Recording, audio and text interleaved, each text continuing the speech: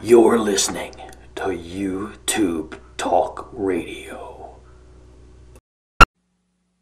But here's what we know from today's Henry the Crypt Keeper Waxman's hearing.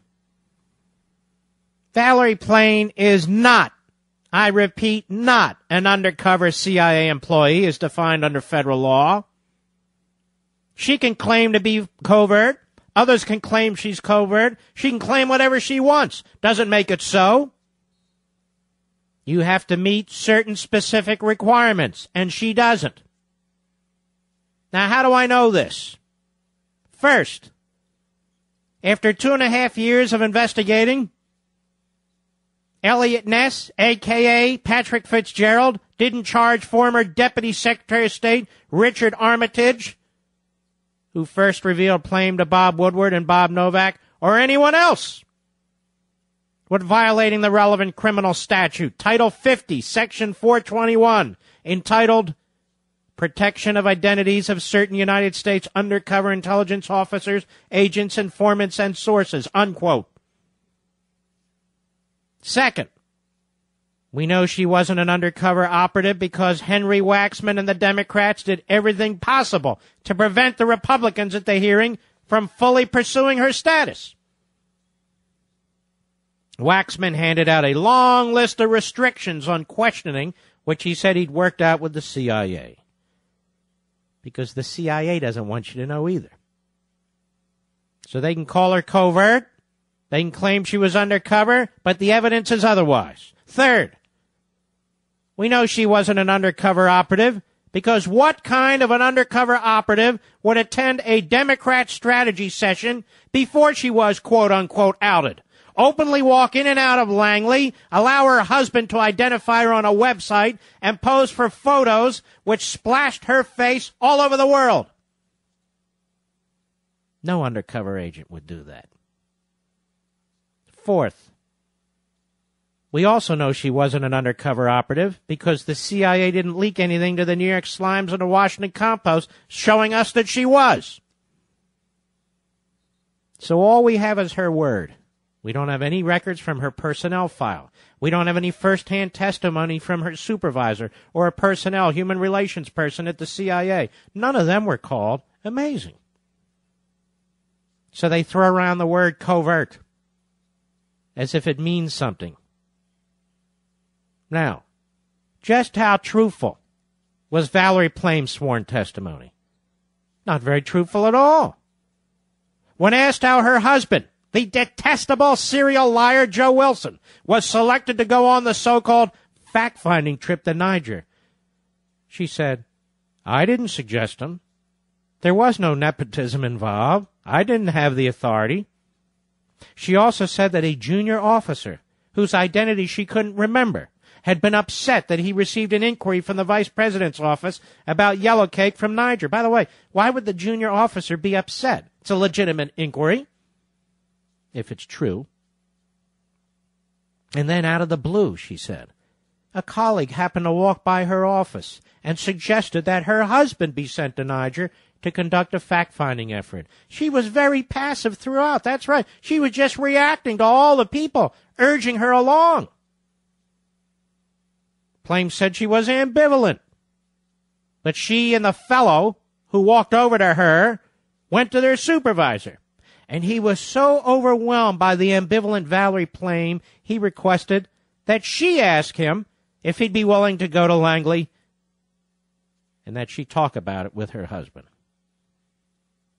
Then the supervisor asked the ambivalent Valerie Plame to write an email about it. So she did, with great ambivalence, no doubt about it. The Senate Intelligence Committee used that email to claim that she was involved in her husband's trip, but she said that was because 3 of them were Republicans. Oh. So the fellow who walked by her office was responsible for her husband's trip, not her. Make sense? And she said all this under oath. She also revealed she was a Democrat. Oh, stunning, wasn't it?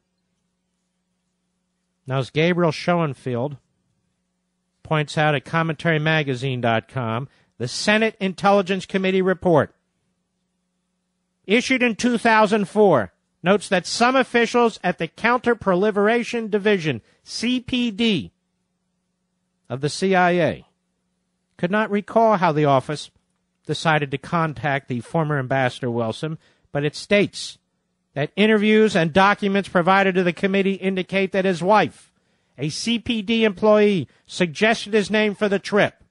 In particular, the CDP reports officer told the Senate committee that the former ambassador's wife offered up his name, quote unquote. Was Max Waxman concerned about that? Oh, of course not. This is a Soviet-style hearing. All goes one way. Now, the Senate committee also obtained a memorandum addressed to the deputy chief of the CPD from Plame herself, in which she wrote, quote, "My husband has good relations with both the Prime Minister and the former Minister of Mines, not to mention lots of French contacts, both of whom could possibly shed light on Iraqi uranium purchases." The Senate report goes on to say that Plame also approached her husband, quote, on behalf of the CIA and told them, "There's this crazy report on a purported deal for Niger to sell uranium to Iraq." Oh, I thought it was the guy who walked by her office who suggested her husband. And yet she testified under oath to something that is not supported by the known evidence. Anybody care? No, nobody cares. Also, Charles Grenier, who was the Associate Deputy Director of Operations at the CIA, he testified under oath at the Libby trial that Plame's office told him that Plame was involved in sending her husband.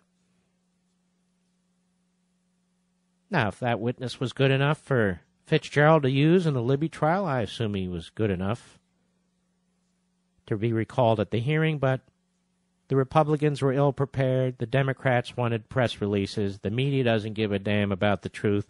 They're just out to destroy conservatives, Republicans, whomever they are. Oh, and that Valerie Plame, didn't she look so pretty? Oh, well, yeah, she's so...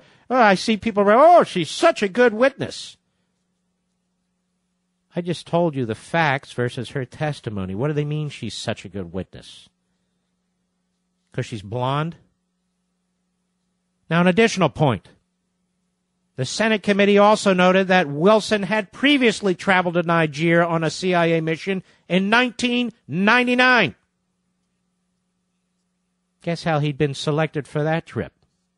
Well, he was selected after his wife, quote unquote, I'm quoting from the report, after his wife mentioned to her supervisors that her husband was planning a business trip to Niger in the near future, unquote. So to believe that Valerie Plame was testifying truthfully, you have to believe that she was undercover despite that no one was charged with outing an undercover operative. You have to believe that the Senate Intelligence Committee report, which cites specific documentary and testimonial evidence, is false. Meanwhile, Joe Wilson has been demonstrated time and again to be a liar. And he made a fortune from a book, and now from speeches. Valerie Plame received $1 million advance on her book. And the two of them can't get enough face time in the media. And I'm supposed to believe them. You're supposed to believe them. I say this, and I don't care if it's controversial or not. I'm glad she was identified. I'm glad she was revealed. I'm glad we know that she was involved in scheming in the shadows to have her hack husband sent to Niger. I'm glad we know that Wilson is a serial liar. No thanks to the media, by the way. And I'm glad that Plame is no longer working at our CIA, being paid with our tax dollars, where she used her position in such a partisan political way. She knew her husband was a hack. She knew what he was going to do. She gets up there today and testifies, oh, I don't know, this guy came across and suggested him. Baloney. She should have been thrown out of the CIA on her ass. Here we have the trifecta. That trifecta of sleaze.